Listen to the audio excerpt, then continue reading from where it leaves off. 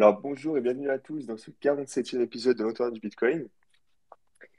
Aujourd'hui, nos trois sujets, ça va être les Fee Rate Cards, qui est une nouvelle proposal de Lisa Nifty.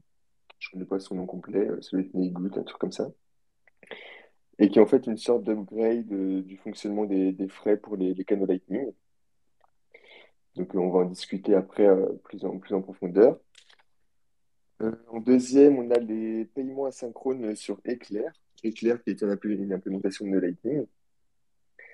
Et en dernier, et c'est celui on va commencer par celui-là d'ailleurs, c'est comment combattre le FUD écologique sur Bitcoin. Et donc du coup, on va commencer tout de suite par le FUD écologique et je vais laisser la parole à Rodi. Salut tout le monde, merci Younes. Yes, en fait, je voulais parler du feu énergétique simplement parce qu'il a été remis sur la table, mais il sera remis sur la table constamment. En fait, le feu énergétique, je pense que pendant les 2, 3 prochaines années, même 5 ans, on va se le taper. Et du coup, je me suis posé la question, c'était quoi la façon la plus efficace pour combattre les mensonges médiatiques par rapport au fait écologique? Parce que là, récemment, il y a eu toute une vague avec Bitcoin consommerait plus que le bœuf. Donc voilà, on est à peu près à ce niveau-là. Et le problème du feu énergétique, c'est que nos opponents, ils ont beaucoup de force de frappe médiatique et ils cherchent pas forcément à se renseigner sur le sujet. Et nous, notre réponse, généralement, c'est de crier sur Twitter que c'est faux. Le problème, c'est qu'on touche pas beaucoup de monde puisqu'on est un cercle fermé de bitcoiners et finalement, on n'arrive pas à toucher la même audience que eux. Ou alors, on crée des très bons articles qui débunkent le feu énergétique. Le problème, c'est que c'est pareil. Finalement, ces articles, ils sont très bien, mais réalistiquement, qui les lit? Bah, je pense que la grande majorité des gens qui lisent les articles anti-FUD énergétiques, c'est des bitcoiners. Donc, on se retrouve avec un problème où eux disent des choses potentiellement fausses à beaucoup de monde, et nous, on essaie de combattre, mais on parle qu'entre nous. On n'arrive pas à avoir un écho envers les autres. Et du coup, je voulais avoir une petite discussion avec vous tous en mode, bah, c'est quoi nos meilleures armes ou les meilleurs outils pour finalement sortir de notre zone de confort à simplement réécrire des articles anti-FUD et vraiment réussir à parler aux gens et avoir un vrai impact. Et alors, du coup, je me suis dit qu'il y avait deux choses à débattre. La première, c'était quels sont nos meilleurs arguments et la deuxième, quelle est notre meilleure force de communication. Rapidement, ce que moi j'avais noté, par exemple, bah, alors pour les formes de communication, les articles c'est bien, il faut continuer, mais comment on peut l'avoir? Je pense qu'il faut attaquer plutôt les associations écolos, donc les radios écolos, les associations de collèges, aller les voir. Et en fait, c'est peut-être ces personnes-là qu'on devrait convaincre en premier. Parce que répondre à un article des échos, ça aide pas beaucoup. Alors que aller voir localement les associations écologiques de votre village ou votre ville, ça peut avoir un énorme impact. Et là, dans ce cas, je pense qu'avoir de la doc et les accompagner sur les arguments et les debunks à la fois, ça aura beaucoup plus d'impact. Pareil pour les radios ou pour les gens qui peuvent aller à la télé. Alors, on sait que c'est compliqué, mais finalement, rien que essayer de demander de pouvoir prendre la parole et de créer ces débats, ça peut avoir un énorme impact parce que on débat très rarement en fait des feux de écolo. C'est eux qui parlent et nous derrière, encore une fois, on subit les attaques médiatiques, on ne peut pas le faire. Et par rapport aux arguments, il y a un truc un peu particulier, c'est que je me dis, des fois, on n'utilise peut-être pas les bons arguments contre le feu d'écolo. Parce que récemment, j'étais avec quelqu'un du Shift Project, et la troisième personne qui bosse avec Jean Covici. Et cette personne, elle est assez proche de moi, et je passe des soirées entières à essayer de la convaincre que Bitcoin n'est pas le désastre écologique. Parce que je me dis, si j'arrive à l'avoir, j'aurai Jean Covici, ce serait une bonne chose. Et lui, tu vois, par exemple, je lui dis, avec Bitcoin, on peut éteindre les systèmes enfin, le méthane qui brûle dans les puits pétroliers. Donc, vous connaissez tous cet argument, je pense qu'il n'y a pas besoin d'en redébattre ici. Et le problème, c'est que lui, immédiatement, il me dit, ben, en fait, du coup, tu les rends plus rentables. Tu redonnes de l'argent à ce genre d'acteurs. Et du coup, à force qu'il me débunk tous nos arguments Bitcoin, je me dis, euh, quelle est la meilleure approche quand on a peu de temps pour aller droit au but? Est-ce que finalement, c'est dire, on a une monnaie limitée par rapport à un système de ressources illimité? Je pense que c'est un argument que tous les écolos entendent et ils sont tous d'accord pour dire que l'impression monétaire, ils ne le savent pas, mais ils comprennent bien qu'il y a un problème entre, d'un côté, chercher une croissance infinie pour rembourser la dette et de l'autre côté, bah, des ressources limitées. Donc je pense que ça, c'est un argument généralement que les gens comprennent. Mais le problème, c'est qu'on parle d'économie. Et souvent, bah, ils n'ont pas des très bonnes notions d'économie, donc on parle à un mur.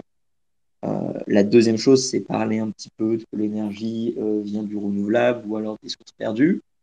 Mais pareil, en fait, ils s'en foutent parce que pour eux, Bitcoin ne sert à rien. Donc, ma question pour tout le monde, et après je vous laisse la parole, c'est est-ce qu'on devrait d'abord s'attarder à débunk les mensonges en mode Bitcoin ne consomme pas autant ou Bitcoin c'est de l'énergie verte, ou est-ce qu'on devrait s'attarder plus pour leur dire Bitcoin a une utilité et donc une dépense énergétique est nécessaire et justifiable? Enfin, voilà, je voulais lancer sur la table ça, et peut-être que dans les commentaires YouTube ou ici, on pourrait se poser la question de quel argument on met en avant, et si demain, avec les ambassadeurs, on crée des flyers ou de la doc pour aller expliquer ça au groupe écologique, quel argument on met en avant en premier et quel argument finalement est le plus faible dans notre carnet d'argumentation. Voilà. Alors, c'est pas un sujet qui passionne tout le monde, mais à un moment, il faut qu'on s'organise un petit peu mieux pour combattre le FUD, parce que sinon, ils vont continuer à dire de la merde et ça va être agaçant. Je sais pas, qu'est-ce que vous en pensez, les gens? Alors moi j'ai des choses à dire. Euh, alors je suis d'accord avec le fait que des fois on n'a pas des bons arguments ou en tout cas des arguments pas très convaincants. Après bon, on peut pas être parfait dans notre argumentation parce que sinon comme tu dis on se retrouve à faire des articles qu'on lit qu'entre nous et c'est pas efficace.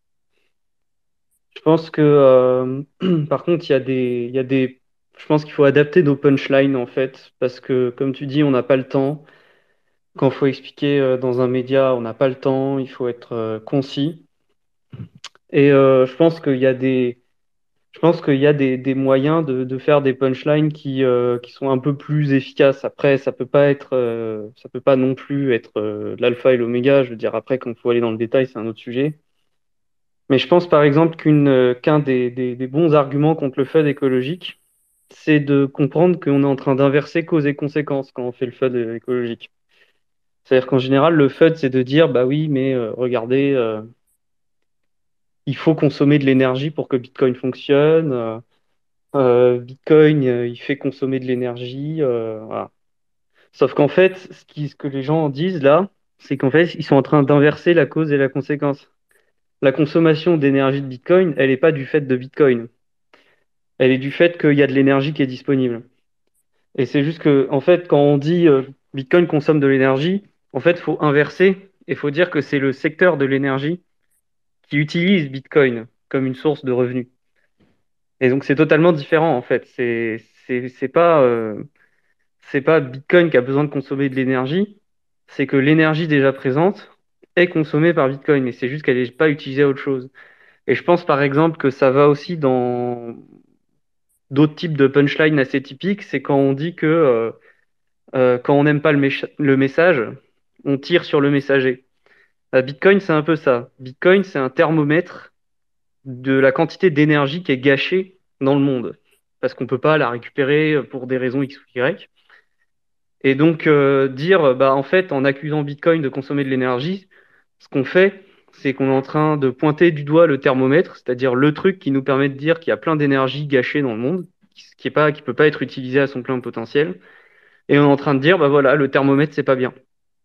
Et on ne regarde pas du tout derrière qu'en fait, bah, si on a des indices d'une consommation énergétique, c'est bien parce qu'il y avait de l'énergie disponible qu'on n'a pas consommée. C'est en ça que je dis que, bon, bah, d'une part, il y a une inversion de causes et conséquences dans le FUD écologique, et d'autre part, bah, c'est aussi typique de tirer sur le messager quand on n'aime pas le message, c'est-à-dire quand on n'aime pas le fait qu'il y a une consommation d'énergie. Après, je sais que c'est pas, ça va pas satisfaire tout le monde, et puis de toute façon, il faudrait commencer à partir après dans l'explication de comment Bitcoin fonctionne, mais souvent les FUD écolos, ils comprennent absolument pas ce que c'est que l'ajustement de difficulté. Donc c'est un peu problématique. Donc ce que j'aime bien dire aussi, c'est de donner un exemple en disant, OK, imagine demain, tu divises l'énergie disponible dans Bitcoin, tu la divises par deux, qu'est-ce qui se passe? Et de lui expliquer qu'en fait, il va rien se passer, quoi, ça va rien changer, que en fait, c'est aussi, je pense, un problème de communication qu'on a, nous, dans notre façon de dire comment Bitcoin fonctionne. Souvent, on aime bien dire, oui, Bitcoin, il est sécurisé par l'énergie. Et c'est vrai au niveau individuel, c'est-à-dire que si on cherche à faire en sorte de me tromper, moi, sur quel est l'état actuel du réseau, l'état des comptes, quoi, l'état du registre, quelle est la blockchain sur lequel le réseau est, oui, on peut me tromper en consommant beaucoup d'énergie, mais il faut en consommer plus que le réseau. Donc ça, c'est pas facile. Enfin, beaucoup en tout cas par rapport au réseau. Mais sinon, au niveau global, ce qui compte, c'est pas l'énergie qui est cramée au total, c'est la distribution de cette énergie. Et je pense que c'est important de dire que finalement, enfin, Bitcoin, il est avant tout sécurisé par la distribution des personnes qui décident de contribuer, de mettre de l'énergie, de cramer de l'énergie dedans, et pas tant par cette quantité d'énergie. Donc après, c'est pas facile à communiquer, pareil.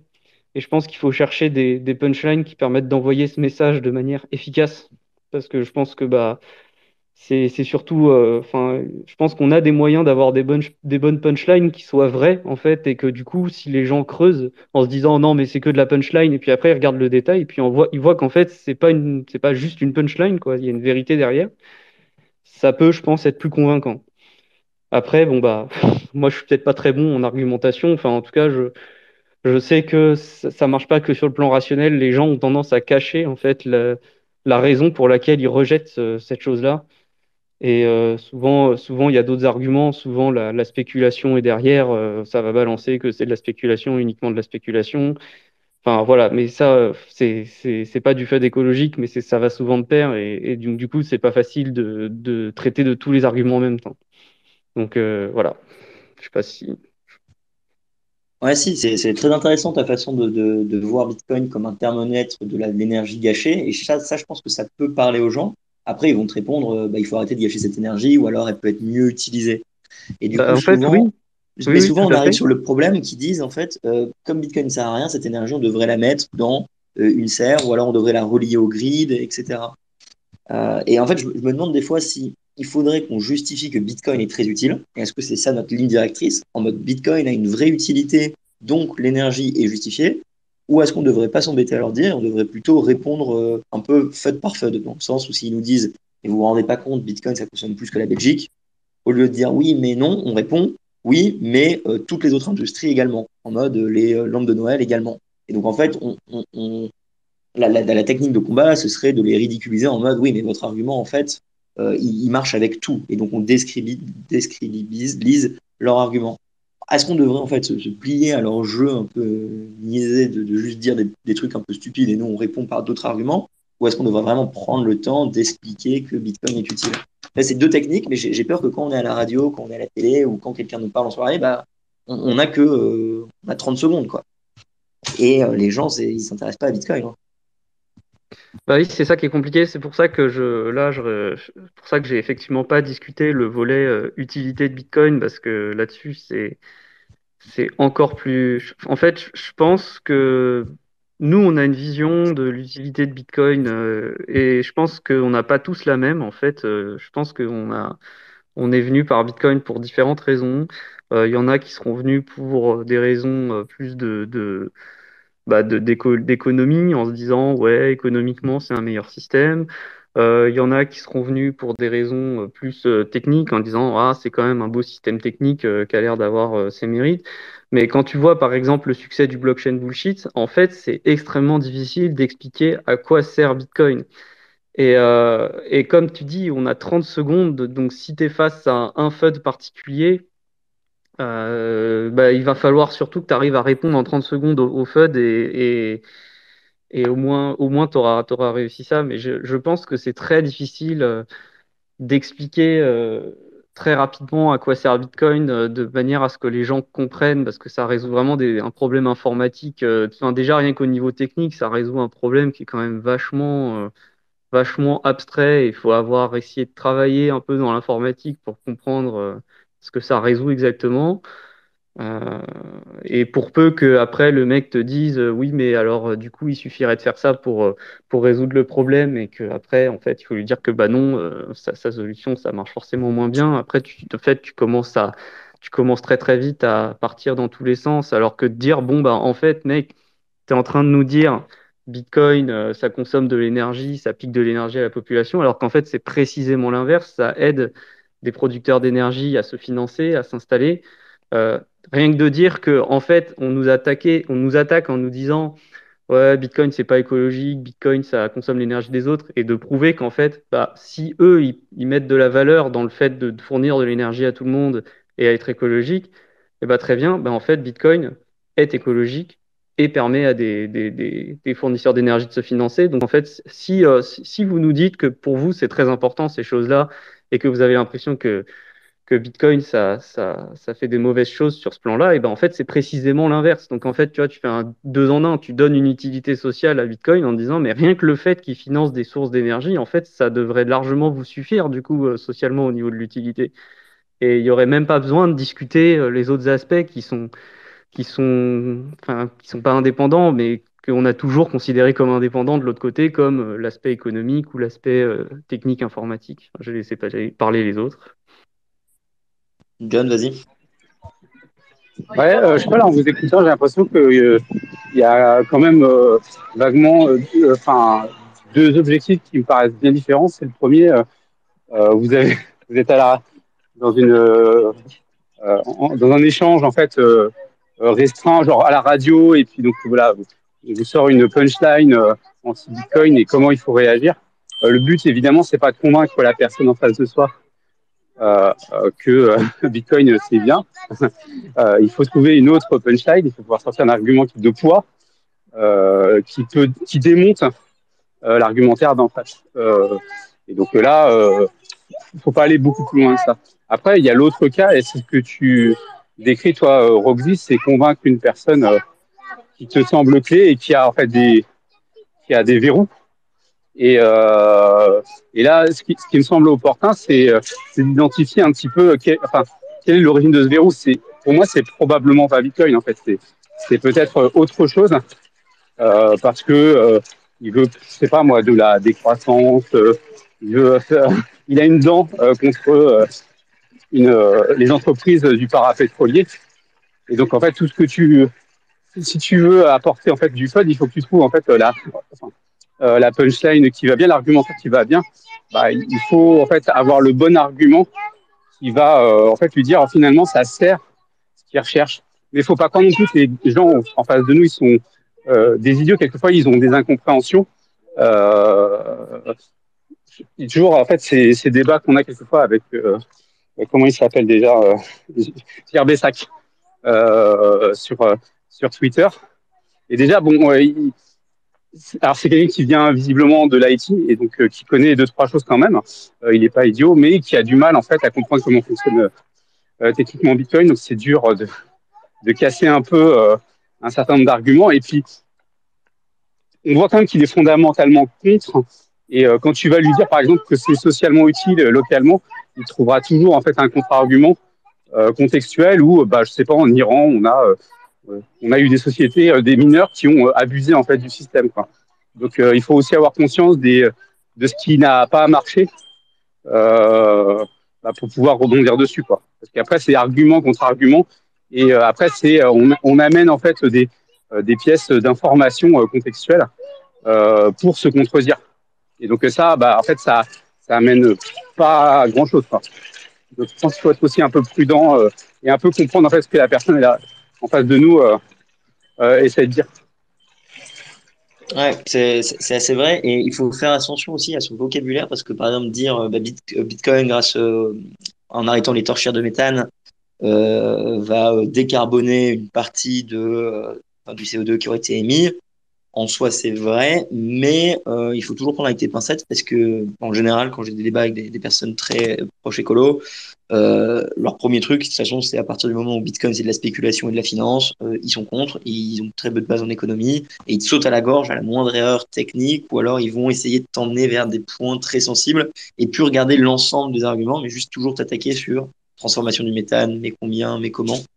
Donc c'est toujours touchy, il faut faire attention quand même à ce qu'on dit.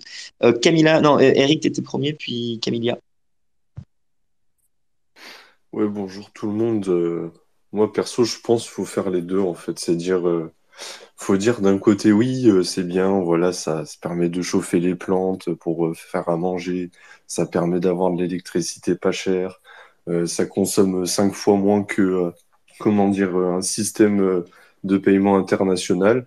Et d'un autre côté, oui, ça consomme comme tout, en fait, sur Terre. Donc, c'est quoi cette question à la con, quoi? Enfin, moi, je réponds ça aux gens.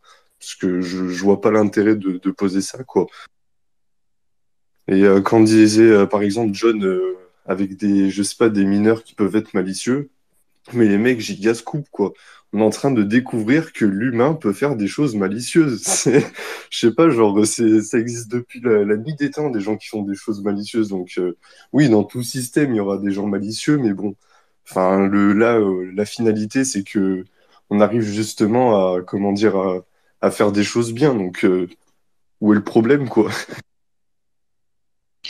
Ouais, mais c'est toujours justifier l'utilité de Bitcoin. Parce que pour les gens, ça peut être remplacé en fait par. Et toi, je sais que tu es très vie privée, ça peut être remplacé par une carte bleue. Genre, quel est le problème? Et tant qu'il n'y a pas un problème dans leur monnaie, pourquoi en avoir une autre? Et pourquoi elle doit dépenser de l'énergie? C'est des petits verrous à casser quand même, hein, des fois. Bah justement, on peut dire, tu as une carte bleue qui consomme 5 fois plus que Bitcoin et t'as même pas la, comment dire, la garantie que tu as tes fonds. Alors que Bitcoin, justement, c'est l'inverse complet. Ça consomme 5 fois moins et du moment que tu as ta clé privée ou que tu as ton nœud dans ta maison, qui peut tourner d'ailleurs sur un raspi avec une consommation vraiment ridicule, et ben on arrive sur un système qui finalement consomme moins que le système traditionnel, quoi. Ouais, bah, c'était Lounès, je te vole la punchline que tu m'as dit hier en soirée. C'est l'énergie dépensée par Bitcoin comparé à l'énergie de la guerre et du maintien du pétrodollar. C'est le facteur à regarder. Et le jour où on dépensera plus d'énergie dans Bitcoin que pour la guerre et les industries qui maintiennent le pétrodollar, on aura un flippening. Moi, je trouvais ça l'anecdote assez rigolote. Parce qu'en soi, c'est vrai. Si on, en fait, si on pourrait considérer que la monnaie du monde, la monnaie la plus grande, c'est celle qui consomme le plus d'énergie. Et pour l'instant, c'est le pétrodollar. Et donc, le jour où on aura un hash rate qui sera plus gros que toutes les industries qui maintiennent le pétrodollar, on sera la monnaie dominante du monde. Enfin, je trouvais l'anecdote assez rigolote. Camilia, vas-y. Oui, bonsoir à tous. C'est pour rebondir un peu sur ce que dit Eric, c'est que tout système, toute industrie, toute économie nécessite la consommation d'énergie, donc je vois pas trop où est le problème.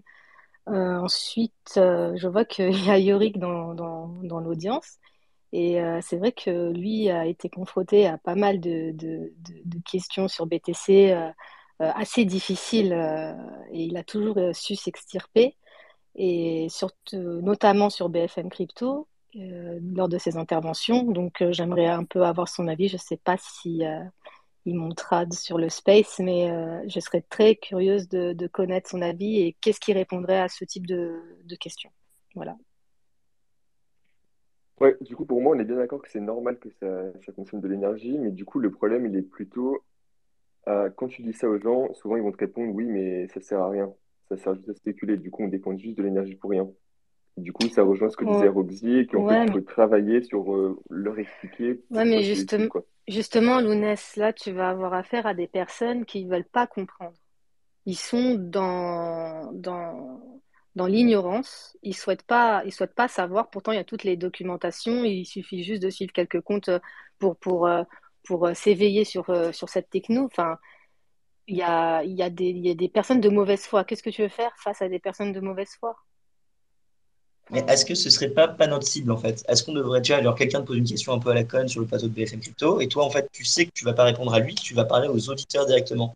Donc en fait ce que tu fais simplement tu réponds pas à sa question, tu donnes un argument pour Bitcoin en mode c'est positif, ça va toucher tout le public et tant pis pour le producteur, les politiciens ils répondent jamais aux ah questions, oui, ils oui, disent leur discours. Faudrait qu'on tout fasse à fait. pareil en fait.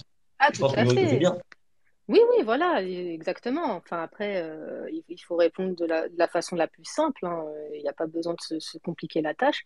Il y a quand même des études, des preuves, enfin, des choses concrètes qui prouvent que BTC n'est pas qu'un- qu'une monnaie spéculative. Mais oui, oui, de toute façon, comme tu dis, quand tu es sur un plateau de télé ou à la radio, tu t'adresses à tout un tas de personnes et pas forcément à la personne qui pose la question ou à l'invité qui est contre Bitcoin, bien sûr.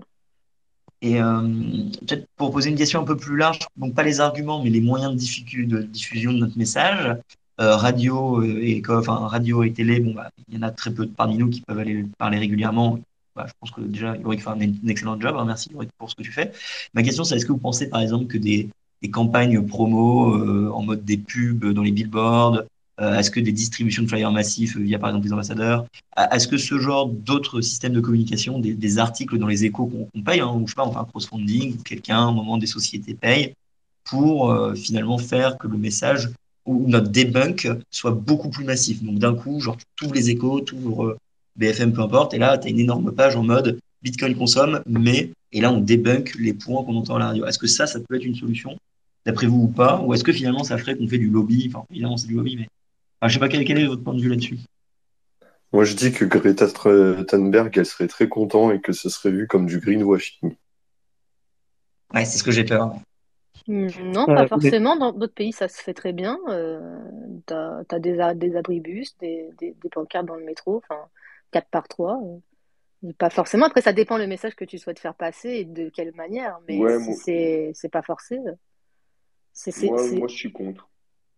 Ah, t'es... Ah bah ouais, complètement. Non, Ça je suis fait pas. Je crois pas non plus, ouais. ça fait trop corpo et je pense que ça représente pas du tout le Bitcoin de faire des choses pareilles. Et donc, du coup, enfin, c'est un peu contre mes valeurs. Du coup, je m'alignerais plutôt contre faire ce genre Et de là, choses. tu le verrais plus en 1-1-1, en mode tu vas dans une école et t'en parles, ou alors tu le verrais comme en mode il faut pas faire de marketing par rapport à ce domaine, et les gens vont simplement comprendre Bitcoin un jour, et on les laisse dans leur FUD, finalement on s'en fout de leur FUD. C'est plus ça ton point de vue, ou on est trop organisé là? Moi, je pense que ce que tu... Ah, Ouais. excuse-moi, je te coupe, mais vas-y, désolé. Non, vas-y. Je pense que c'est des trucs de pancarte, de communication, il faut le laisser à Alphamoso Industrie Crypto. Et que nous, il faut continuer sur le volet éducatif. Les gens, ils rentrent pas dans Bitcoin toujours directement dans Bitcoin, il faut pas se leurrer. Ils y vont aussi par appât du gain. Et c'est pas en soi problématique. Moi, j'avais commencé Bitcoin parce que c'était sur l'attrait purement technologique. Et j'y suis resté pour autre chose que ça. Donc, il y a des gens qui y rentrent par la spéculation et par de la pub 4 pour crypto.com. C'est leur business. Ça, enfin, faut voir que le changement d'état d'esprit, il est long et il se passe pas toujours par les mêmes chemins et que à la fin, ceux qui, voilà, ils commencent à réfléchir à d'autres choses, d'autres manières. Ils se rendent compte qu'il y a des discours qui tiennent moins. Puis il y a des moments où ils peuvent dans leur chemin être contre Bitcoin et puis après peut-être se rendre compte que finalement, comprendre laquelle est la valeur ajoutée de Bitcoin en écoutant un Roxy ou en tombant sur l'Académie du Bitcoin. Ouais, ok. Moi, la pancarte, si je devais en mettre une, et volez-moi l'idée si vous voulez, mais vous écrivez simplement, on ne peut pas avoir une monnaie infinie dans un monde avec des ressources finies. Vous mettez un QR code en bas qui emmène à un site Bitcoin, vous faites juste un truc simple comme ça, une page debunk. Les gens vont être attirés, tu vois, c'est pas du marketing direct sur Bitcoin, c'est un peu plus subtil, on attaque directement l'impression monétaire à la banque centrale, ça parle à tous les gens qui sont pas crypto, et pourtant on emmène un message. Mais je peux comprendre qu'on peut être contre. J'ai vu qu'il y a Vince qui veut prendre la parole. Et après, je pense que dans le temps, il faut qu'on passe au deuxième sujet. Luna, si tu me tiens au courant sur le. Allô? Ouais, bonjour tout le monde. Ouais, c'est ça, là. Bon, en fait, là, ouais, c'est assez intéressant comme débat. Et puis, je sais pas s'il y a vraiment une réponse parfaite. Mais je pense qu'il y a différents niveaux. Déjà, je pense, à la base, là, idéalement, c'est des gens là qu'on voudrait pas engager parce que c'est ça qui cherchent, en fait, là. C'est là, typiquement, là, les députés européens, féministes, écologistes et tout le tralala. Eux, ils vont utiliser ça pas pour essayer de convaincre, mais juste pour faire de l'engagement et accroître leur notoriété. Donc, idéalement, là, c'est des gens qu'il ne faudrait pas engager. Ensuite, si jamais quelqu'un se retrouve là sur un plateau médiatique, quelque chose, et en 30 secondes, je pense, faut carrément pas répondre à la question et puis attaquer parce que, en fait, c'est ça que les gens retiennent, c'est l'attaque. Et puis, on est toujours plus fort en attaquant ce que les autres proposent, là, donc en attaquant le fiat, en attaquant le système actuel, en disant qu'il n'est pas écologique, en reprenant tout leur langage idéologique, puis en le retournant comme eux, mais défendre Bitcoin à la base, surtout sur une courte période, c'est quasiment impossible.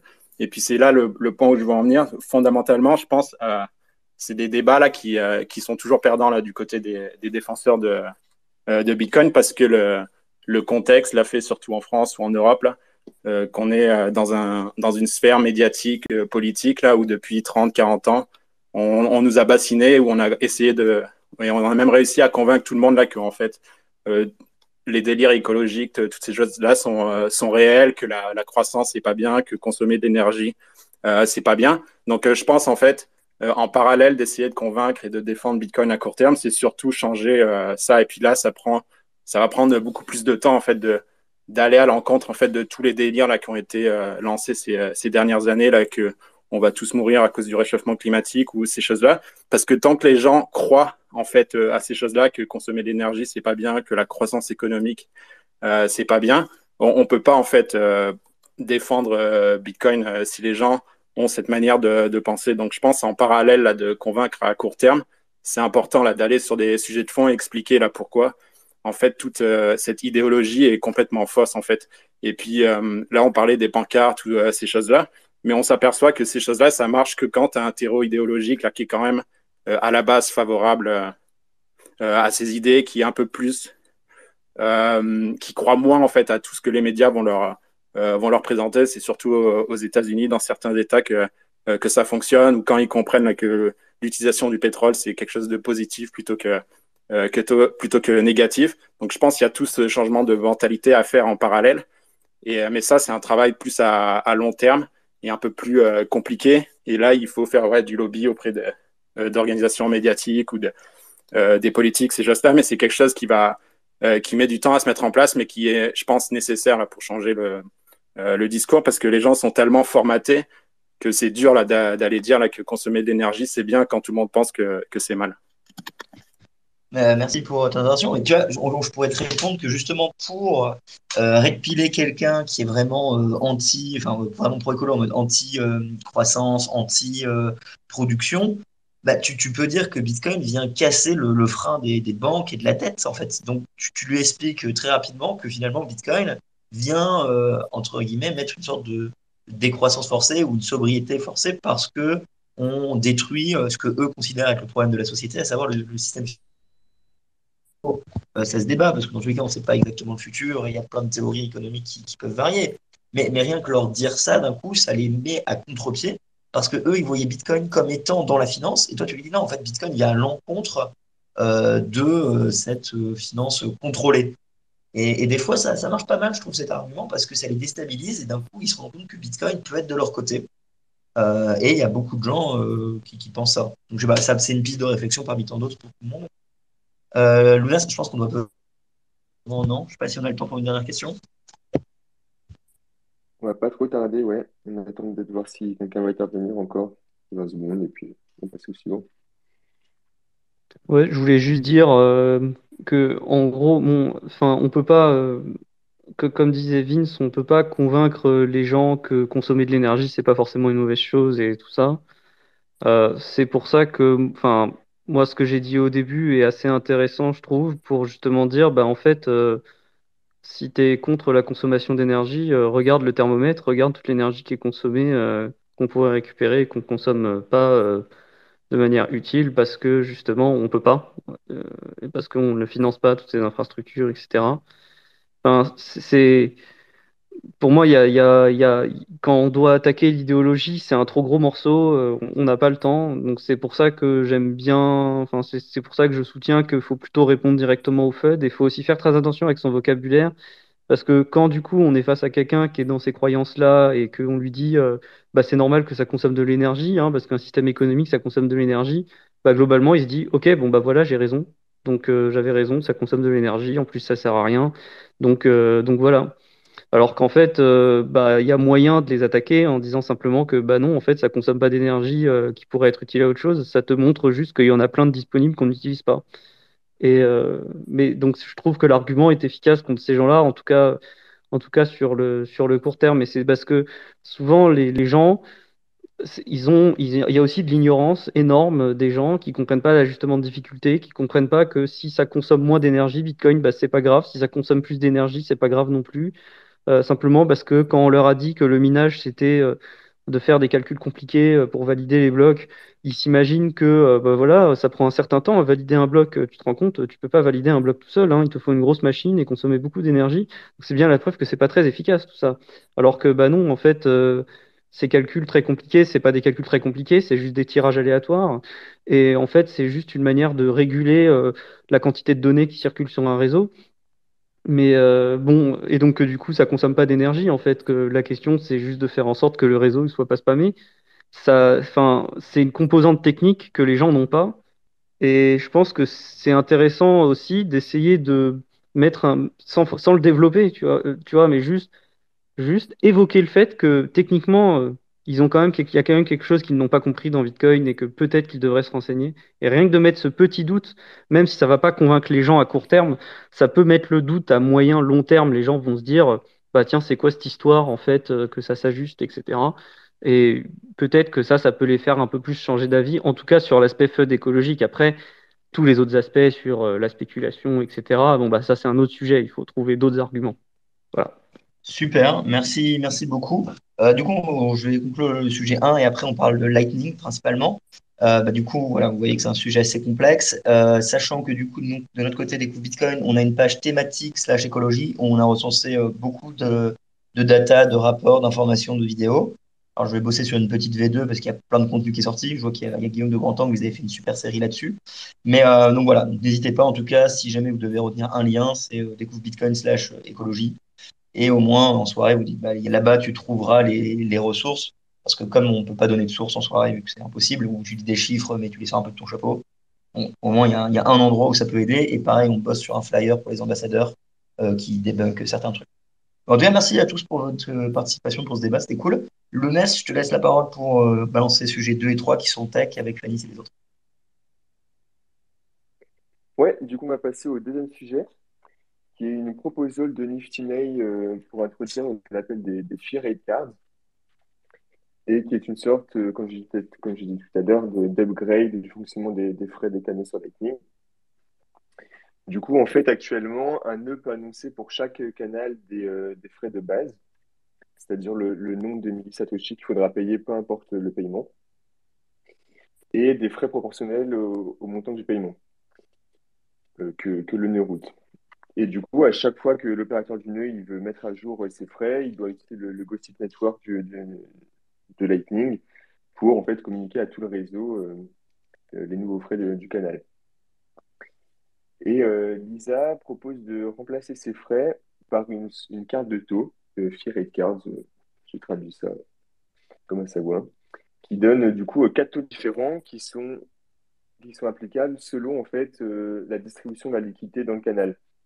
Du coup, en fonction de comment sont les balances dans le canal, s'il y a plus ou moins de liquidité d'un côté ou de l'autre, eh ben, l'envoyeur va devoir payer plus ou moins cher pour utiliser ce nœud. Et du coup, les bénéfices de ça, c'est que ça réduit vachement le load sur le Gossip Network, parce que du coup, il y a besoin de faire moins d'updates, parce qu'auparavant, les opérateurs observaient à la main, on va dire, même s'ils le faisaient programmatiquement, mais ils devaient observer à la main les changements de balance dans leur canaux et puis mettre à jour les frais pour essayer d'éviter que des paiements passent par tel ou tel canal si jamais la liquidité est déséquilibrée, on va dire. Et du coup, directement, ça permet une meilleure distribution de la liquidité parce que du coup, passer par un canal qui est déséquilibré au niveau de ses balances, ça va coûter plus cher que passer par un canal où c'est OK, où le paiement peut rééquilibrer la liquidité, justement. Et un autre truc que ça introduit, ça en profite pour introduire la possibilité de mettre des frais négatifs, des frais de routage négatifs. Donc en fait, du coup, c'est le nœud qui paye pour router le paiement. L'envoyeur doit fournir moins de sats que prévu à l'arrivée. Tout simplement parce que ça permet au nœud de rééquilibrer son canal sans faire de swap. Et donc, du coup, en fait, le rééquilibrer naturellement. Du coup, voilà pour la petite présentation. Il y a un peu des inconvénients de privacy dont on va pouvoir discuter. Mais voilà. Du coup, j'ai une question, moi, sur cette proposition. Donc, effectivement, j'avais lu rapidement, mais j'ai pas lu en détail, qu'il y avait effectivement ces quatre compartiments de frais en fonction de la capacité, enfin de la balance dans le canal. Mais du coup, ça implique que l'état de cette balance est public, c'est-à-dire C'est-à-dire que l'opérateur de nœud doit d'une manière ou d'une autre signaler qu'actuellement le Pas, canal il est rempli entre 50 et 75%, par exemple. C'est ça? ouais, J'ai pas peut-être pas bien forcément. compris. Pas forcément. Juste pour pouvoir préciser, ouais, parce que j'ai dit quatre taux différents. Mais en fait, du coup, la proposal, elle donne des taux différents la, si la balance est entre 0 et 25%, 26 et 50 par quart, comme ça. Et du coup, effectivement, on pourrait penser ça, Panta, mais il y a une analogie qui a été faite qui en fait, c'est comme si tu avais quatre canaux différents avec quatre taux différents que l'envoyeur va tester indépendamment. Du coup, d'abord, il va tester le premier canal, on va dire, avec la plus petite, avec les plus petits frais. Si ça passe pas, il va tester avec des frais un peu plus importants jusqu'à ce que ça passe. Ok, donc ça réduit le gossip, mais en contrepartie, ça augmente le pseudo-probing, en fait, c'est ça? Ça peut, oui, Ok. si j'ai bien compris. Ok, moi j'ai une question. D'un point de vue implémentation, comment ça se passerait? Est-ce que c'est applicable aujourd'hui? Est-ce qu'il y a des limitations? Oui, oui, c'est juste une update du Gossip Protocol. C'est assez facile à faire. Faut juste que les implémentations se mettent d'accord sur les messages à échanger, on va dire. Ça me paraît pas facile du tout, justement. Il faut que toutes les implémentations suivent ce truc-là. Ça ne semble pas anodin, quand même. Ça ne semble pas simple, justement, à faire comme changement. Pas comme, genre, je sais pas, Bol 12 ou ce genre de truc. Ça me semble moins simple. Parce qu'en gros, si tu Bah, fais pas la mise à jour, faut que ce soit un truc, en fait, qui soit rétro-compatible avec ceux qui mettraient pas à jour leur implémentation, quoi. bah oui, oui, bah, ça sera forcément rétrocompatible. Après, je sais pas s'ils comptent faire un nouveau message. Ils doivent sûrement compter faire un nouveau message dans le protocole, quoi. Ouais, ils Après, doivent ajouter des trucs dans voilà, l'oignon, c'est ça. non? Ouais. Oui, attends, je peux aller le retrouver, le C'est truc dans. les trucs TLV là, peut-être qu'ils utilisent encore. J'ai l'impression que c'est un champ à tout faire qui est ajouté dans les messages de gossip ou des choses de ce type-là. Enfin, Ouais, c'est ça, oui, c'est ça. Ils rajoutent juste un type rate card au channel update TLVS.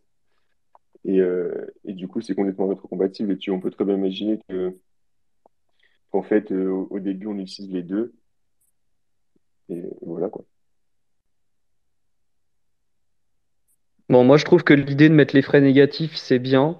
Je trouve que ça, c'est vraiment intéressant. Après, enfin, je trouve que c'est bien de mettre au courant le réseau comme ça, mais bon, après, moi je suis pas hyper fan du gossip sur le principe, je suis pas hyper fan de comment le gossip fonctionne. Et en mettre encore plus dans le gossip, je suis pas sûr que ce soit une super solution. Parce que bah oui, c'est vrai que ça va réduire le besoin de faire du gossip pour l'opérateur de nœud. Donc on peut s'attendre à ce qu'il y ait moins de messages de mise à jour de frais qui circulent sur le réseau grâce à cette mise à jour. Ça va en contrepartie augmenter le probing, mais le probing c'est un peu moins coûteux que du gossip qui est généralisé à tout le réseau en broadcast.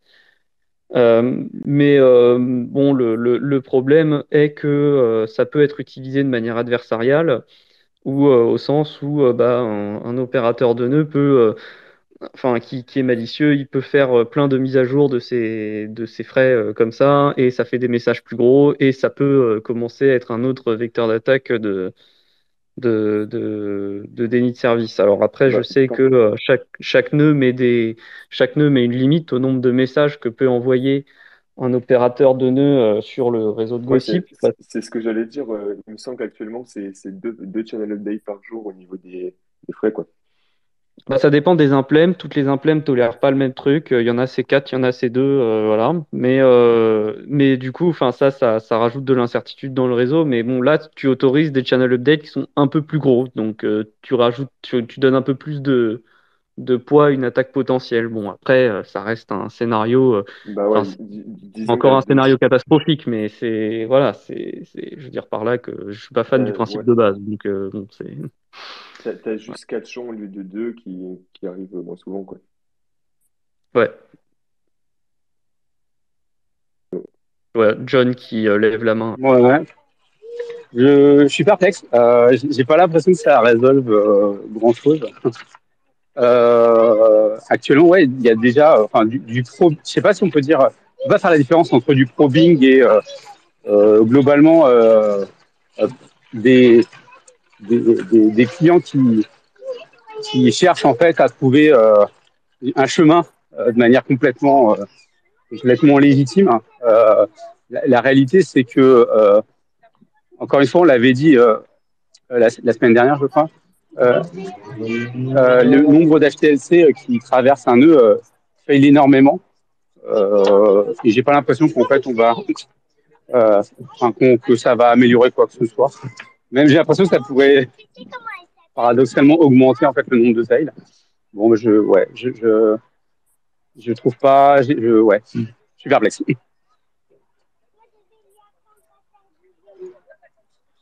Bah, moi, au contraire, j'étais assez content de cette proposal parce qu'en fait, ça permet vraiment de mieux gérer naturellement, on va dire, la liquidité qu'il y a dans les canaux, quoi.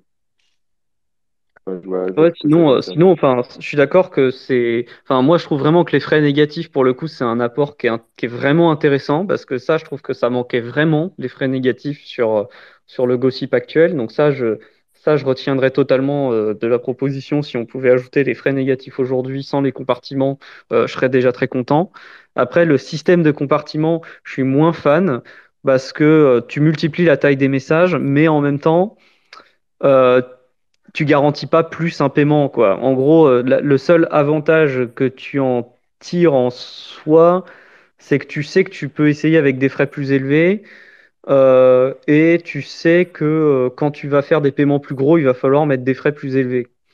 Mais sinon, fondamentalement, enfin, j'y vois pas une grosse différence. C'est juste que bon, bah oui, tu fais moins de gossip quand tu supposes que les opérateurs sont de bonne foi. Après, moi, je pense que c'est pas la bonne façon de raisonner. Le développeur qui a proposé ça, il me semble que c'est le même développeur qui avait proposé de supprimer les mêmes pools sur les full nodes et d'envoyer directement les transactions aux mineurs. Pour moi, il y a un problème de raisonnement adversarial dans cette histoire.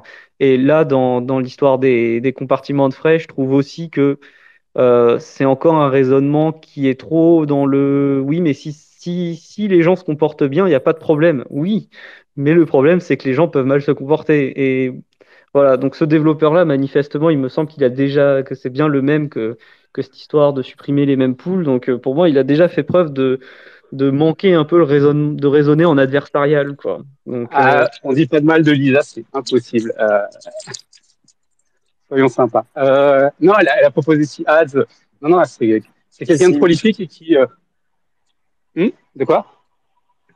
je sais pas qui a parlé. simple, mais c'est bon, on n'est plus dans le Vous avez recrutement entendu du ou coup. pas? Ah. euh, Après, au moins, enfin, je sais pas, elle propose des choses. On y réfléchit. Enfin, on y réfléchit. Ça fait au moins réfléchir un petit peu. Ce que je veux dire, c'est pas. Ah, je dis pas que Elle c'est. propose au Non, moins. mais voilà. Je suis clairement, ça se réfléchit. Et puis bon, comme j'ai dit, ce qu'elle a proposé sur les frais négatifs, ça, je trouve que c'est une très très très bonne idée pour le coup. C'est très très bien, quoi. Mais les compartiments, enfin, je trouve que l'utilité est assez faible avec un risque d'attaque distribuée plus important.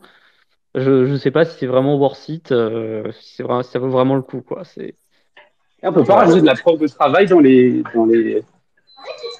les annonces Gossip au hasard. Bah, t'as pas besoin d'en mettre parce que des annonces dans le Gossip, elles sont identifiées.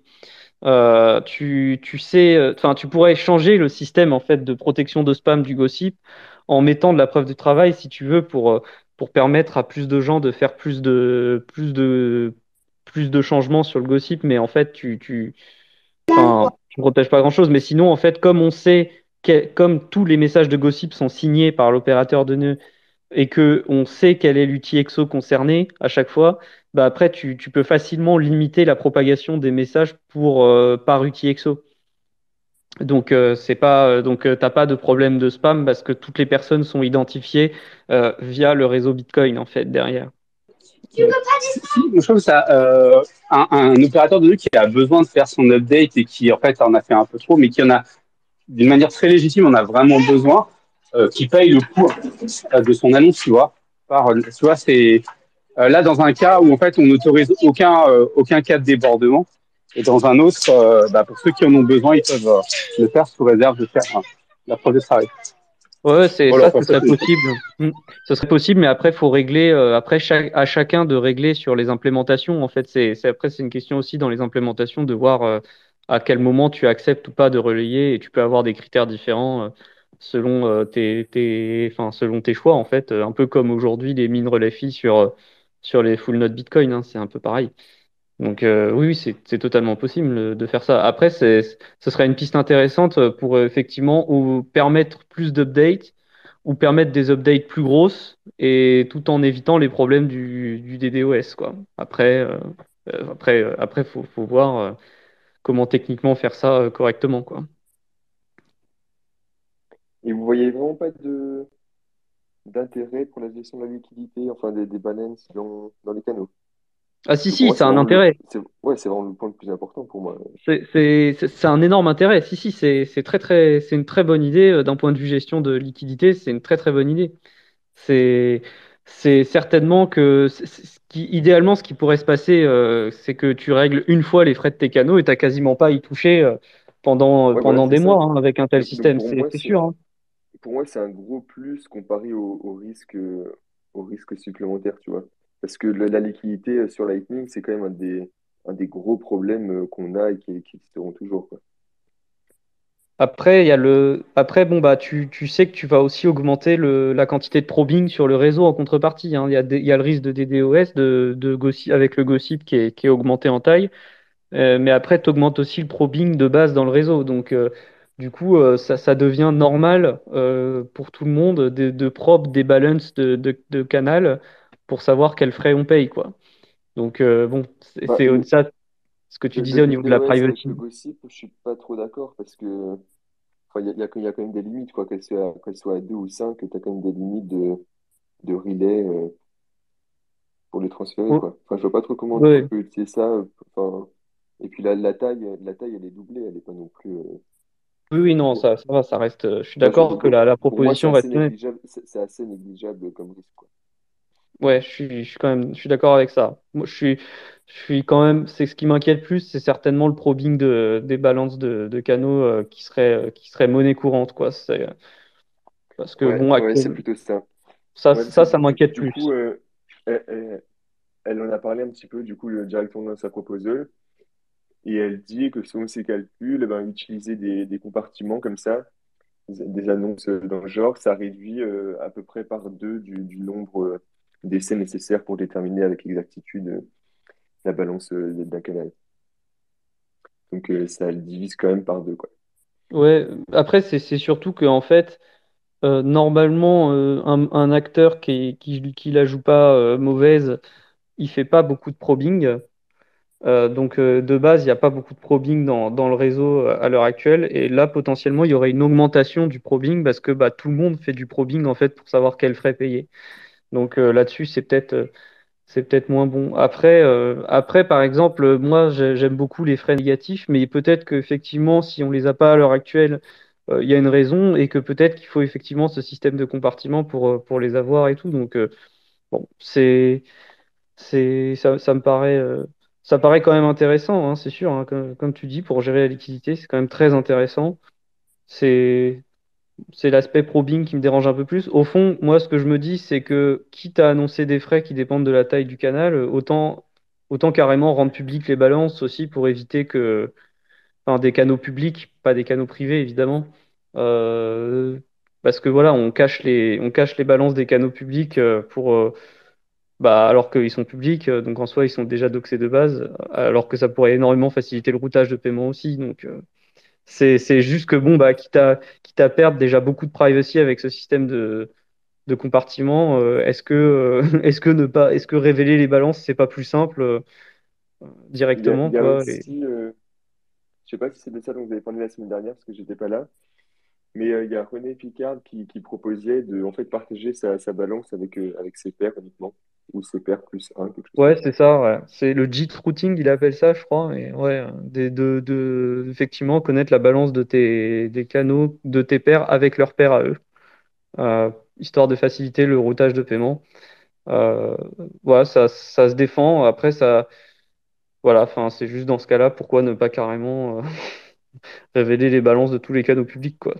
Mais après, oui, le faire efficacement, c'est un autre sujet. Donc, pourquoi pas le faire qu'avec les pairs de tes pairs, mais voilà. Après, c'est sûr que sur l'aspect privacy, bon, bah, il y a clairement une perte, mais les canaux privés, on n'en sait rien de combien il y a dedans, donc ça peut passer, quoi. Mais on sait même pas qu'ils existent, les canaux privés. Mais bon, voilà, c'est un sujet. La privacy sur Lightning, enfin, dès lors qu'on parle des canaux publics, il y a de toute façon pas vraiment de privacy, donc je sais pas pourquoi effectivement on révélerait pas les balances. Et en soi, cette proposition, ce qu'elle fait, c'est de dire bon bah on va accepter que les gens ils regardent combien on a dans un canal avant de faire un paiement, quoi. C'est c'est un peu le défaut, c'est le défaut de ses qualités, quoi, de la proposition.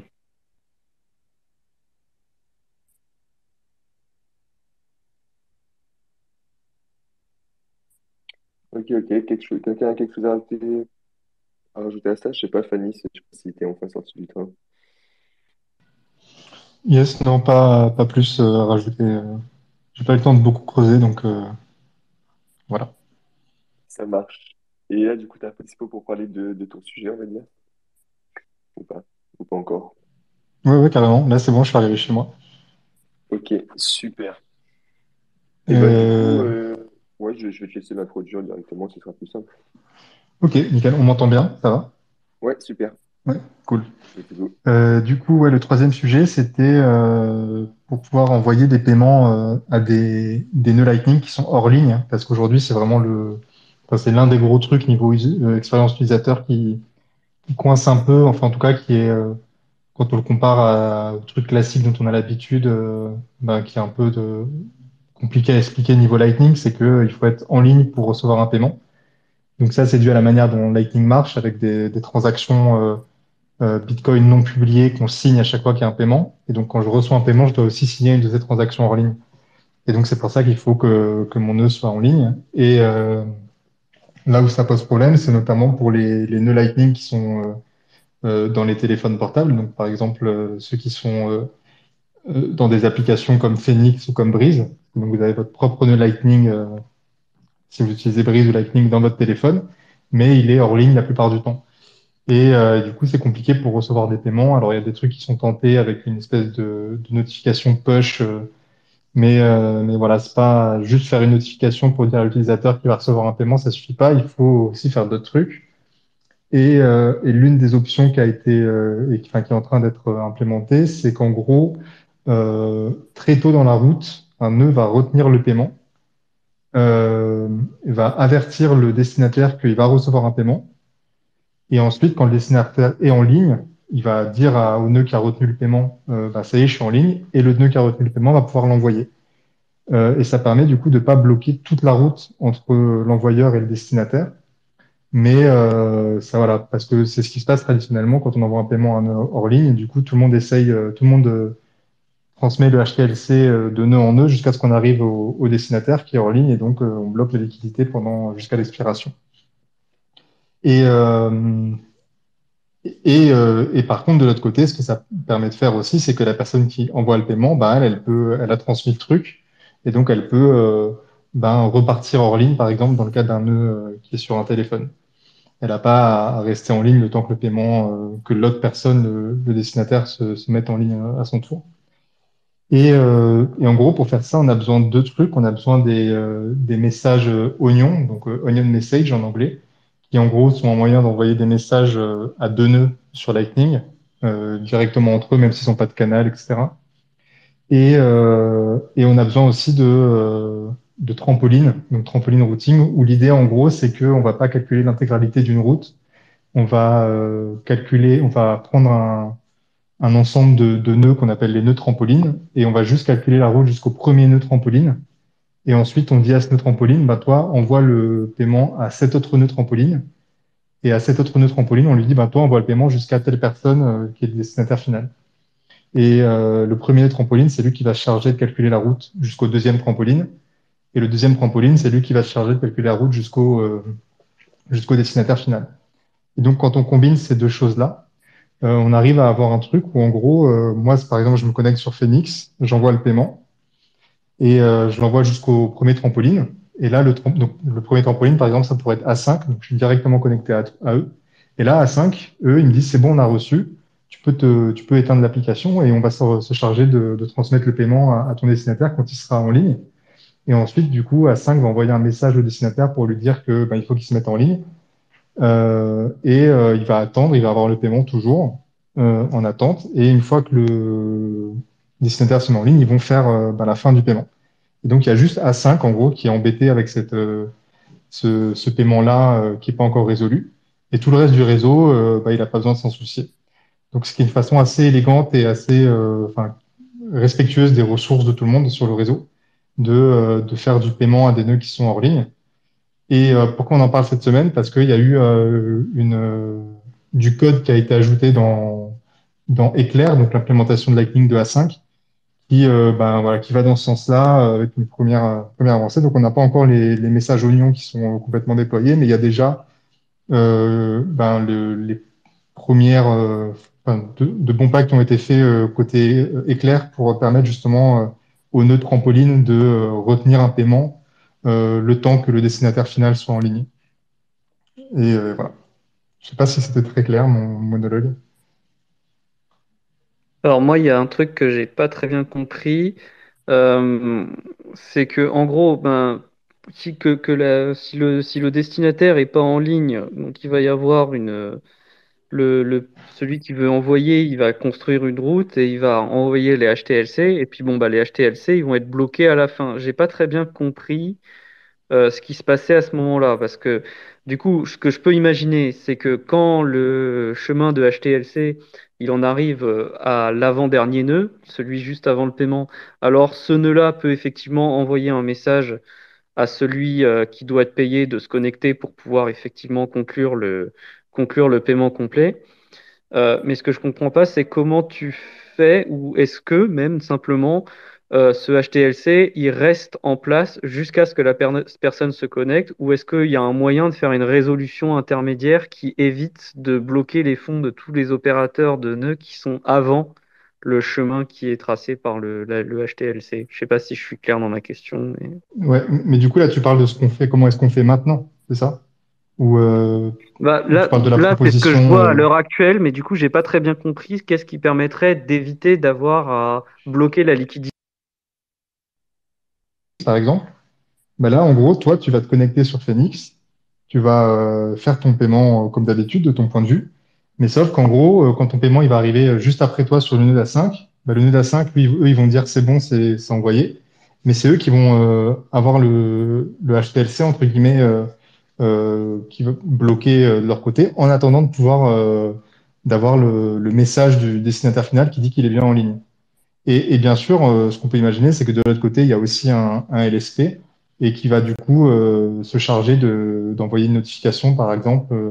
Alors ça peut être aussi un truc automatique, hein, une notification du coup au destinataire final de lui dire, ouvre ton application, tu as un paiement en attente.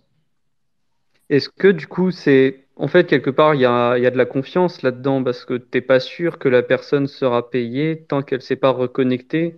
Il y a, Enfin, en tout cas, tu fais confiance au LSP sur le moment pour que la résolution du paiement se passe bien lorsque tu te reconnectes, en fait. Autant que tu fais confiance à n'importe quel nœud intermédiaire quand tu fais du routing, en fait, pour moi. Parce que, en gros, lui, il va te dire c'est bon, il va te dire on s'en occupe, quoi. Et effectivement, t'as pas d'assurance il va envoyer le paiement jusqu'au bout, mais il a besoin de le faire pour récupérer la préimage. Là, on revient sur le principe plus classique. Et voilà, s'il veut récupérer ses Oui, mais frais, donc, il a intérêt à le forward, le paiement.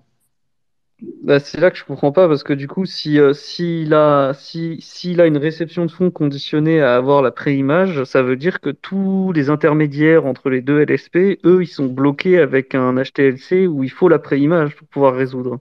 Oui, mais On est sauf qu'il d'accord? n'a pas envoyé. En gros, tu fais un paiement à peu près classique, sauf qu'au tout début, le premier nœud intermédiaire, plutôt que d'envoyer directement le HTLC et que arriver jusqu'en bout de la route et se rendre compte que c'est bloqué parce que le destinataire final est hors ligne, eh ben, on va arrêter le paiement au tout début, temporairement, en attendant que le destinataire final soit en ligne.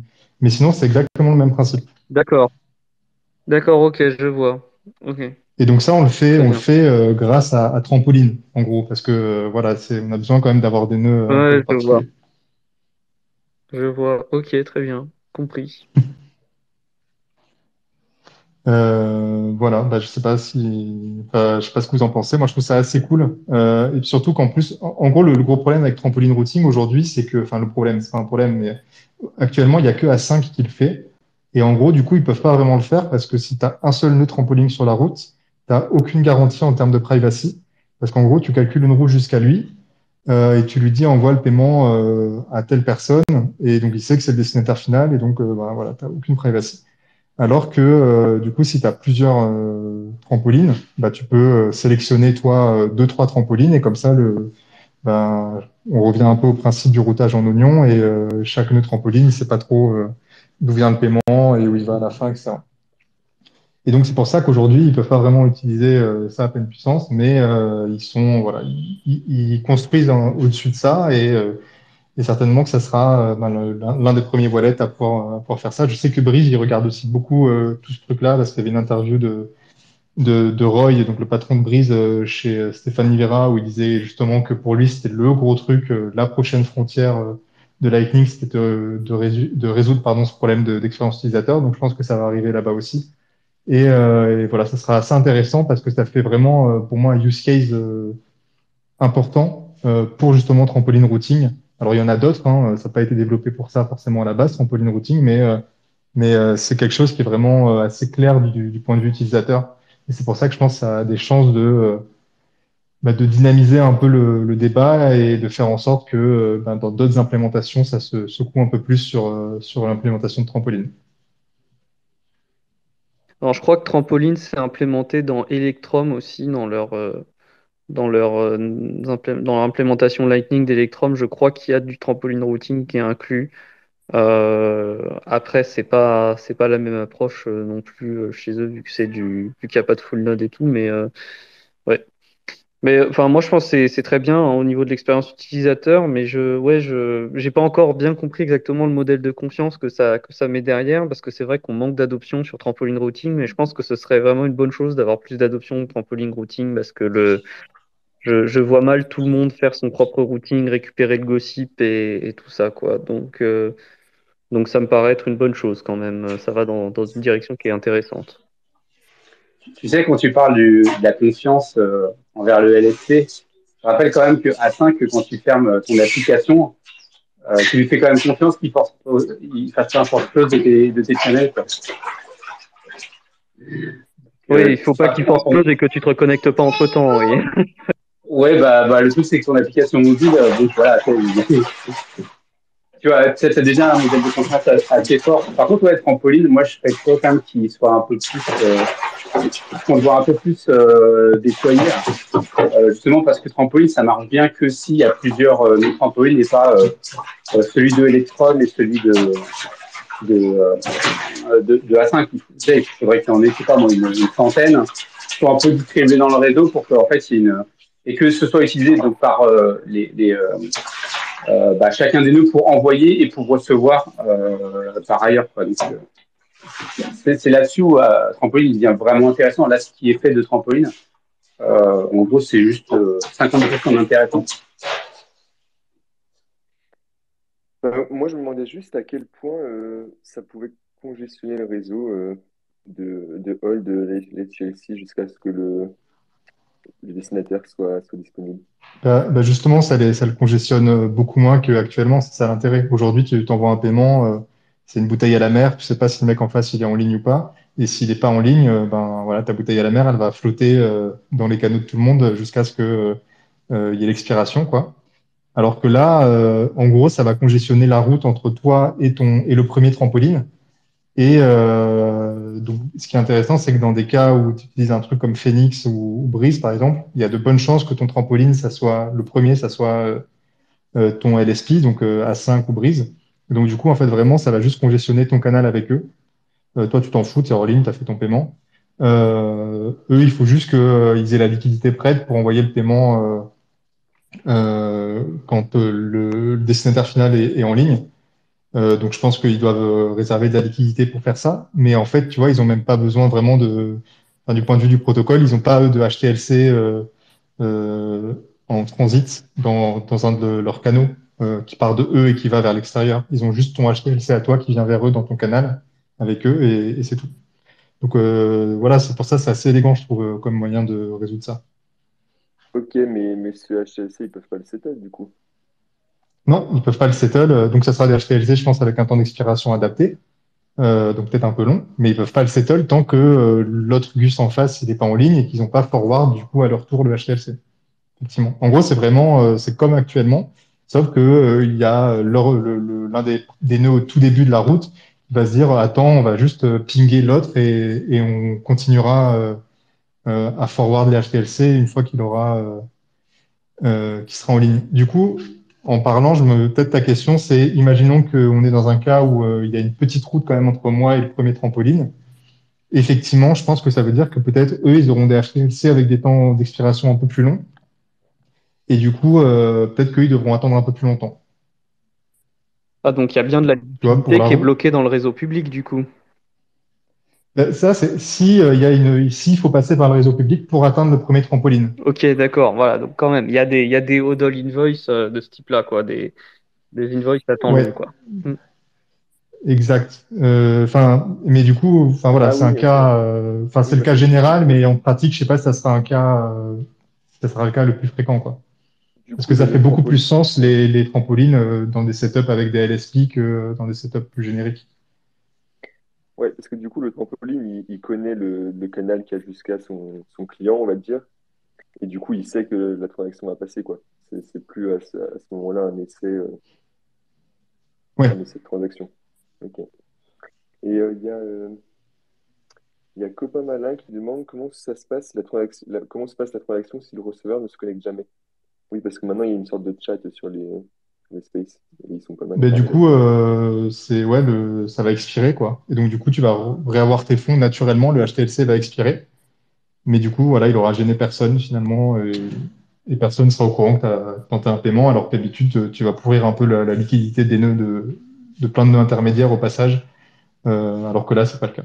Donc, voilà, tu vas récupérer tes fonds et c'est la beauté de Lightning, tu vas même pas devoir payer de frais pour une transaction qui finalement est annulée, contrairement à d'autres réseaux. Ok. Et du coup, il redemande et si l'émetteur ne se reconnecte pas? L'émetteur, ce coup-ci. Ah, c'est une bonne question. Je sais pas comment gérer l'expiration de l'HTLC, je pense qu'il expire automatiquement. Euh, Puisque de toute Bah, façon, on revient. enfin, oui, enfin, la Chelsea, il expire, t'as pas besoin d'être connecté pour...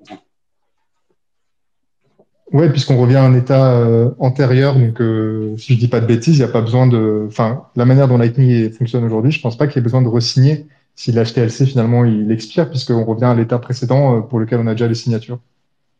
Je ne pense pas qu'on reconstruise de nouvelles transactions après expiration. Alors je sais plus, mais je crois que dans l'état actuel, je sais pas, je saurais pas dire pourquoi, mais je crois que dans l'état actuel, si jamais t'as un HTLC qui expire dans le sens qui t'arrange entre guillemets, enfin en tout cas, enfin moi j'ai déjà observé ça quand je routais des paiements. Quand t'as un HTLC qui expire, même si ça n'a aucune conséquence pour toi, ton nœud ferme quand même automatiquement le channel. Et je crois que dans les bolts, il est indiqué qu'il faut force close le channel si le HTLC expire. Mais effectivement, je suis pas sûr que ça soit je pense que ça peut être indiqué pour les opérateurs de routage, mais je suis pas sûr que ça soit nécessaire pour effectivement de la réception de paiement ou de l'envoi. Enfin, quand t'es pas en train de router un paiement, effectivement, il y a peut-être un cas où c'est pas nécessaire. Mais je crois que, enfin, en tout cas, dans le réseau public actuellement, dans les implémentations, si le HTLC expire, je crois que ça ferme automatiquement le canal. Non, non, c'est quand il y en a trop. Parce que sinon, tu serais vraiment, t'aurais vraiment des problèmes, tu aurais tout le temps des channels fermés. C'est vraiment quand Bah, on a trop, je crois que c'est une limite, il me semble. mais ça arrive, ça vraiment, hein, que tu aies des HTLC qui expirent et que du coup, que ton channel il ferme parce que le HTLC il expire Oui, dans le bon oui. sens.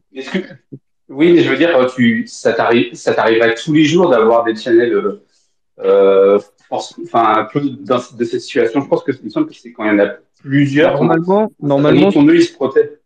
si ton père il est toujours en ligne, il y a un moment avant l'expiration du HTLC, tu vas signer une nouvelle transaction pour le cas où le HTLC il expire. Mais ça, c'est que tu supposes que ton père il est en ligne. Alors après, quand tu routes des paiements, normalement, tu te connectes avec des gens qui sont majoritairement en ligne. Mais tu as sûrement déjà eu ce problème hein, d'avoir un channel qui est inactif parce que ton père il s'est pas connecté, alors que pourtant tu as des HTLC dedans.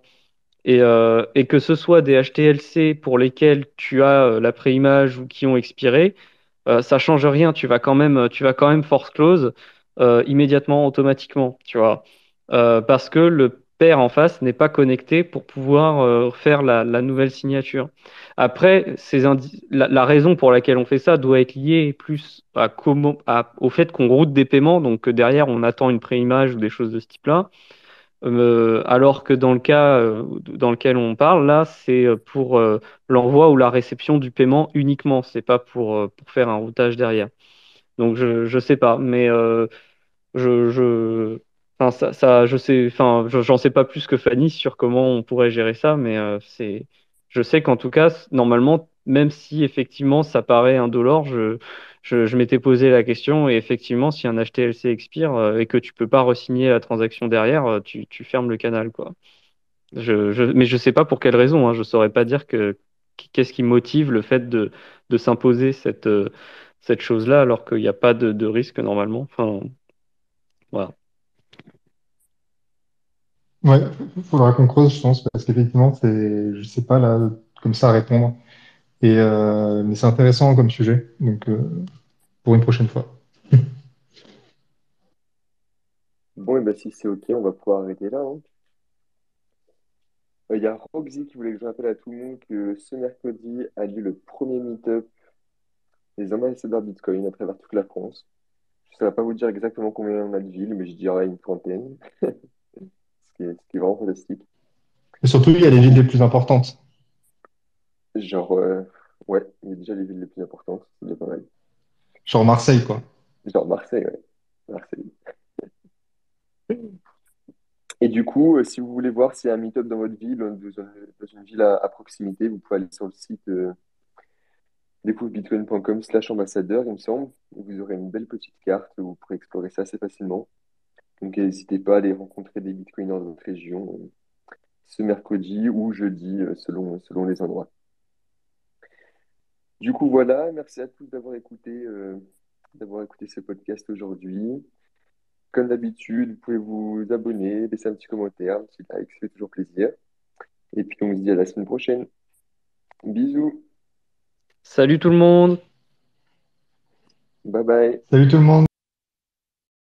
Merci d'avoir écouté la vidéo. Pour nous suivre sur les réseaux, c'est Découvre Bitcoin. Un grand merci aux Patreon, aux personnes qui font des donations ou qui nous soutiennent via le e-commerce pour qu'on puisse continuer à fournir des formations, tutoriels et interviews gratuites en 3 langues. Pour plus d'informations sur Bitcoin ou pour n'importe quelle autre question, rendez-vous directement sur www.découvrebitcoin.com. On se retrouve pour la prochaine vidéo. À bientôt les amis!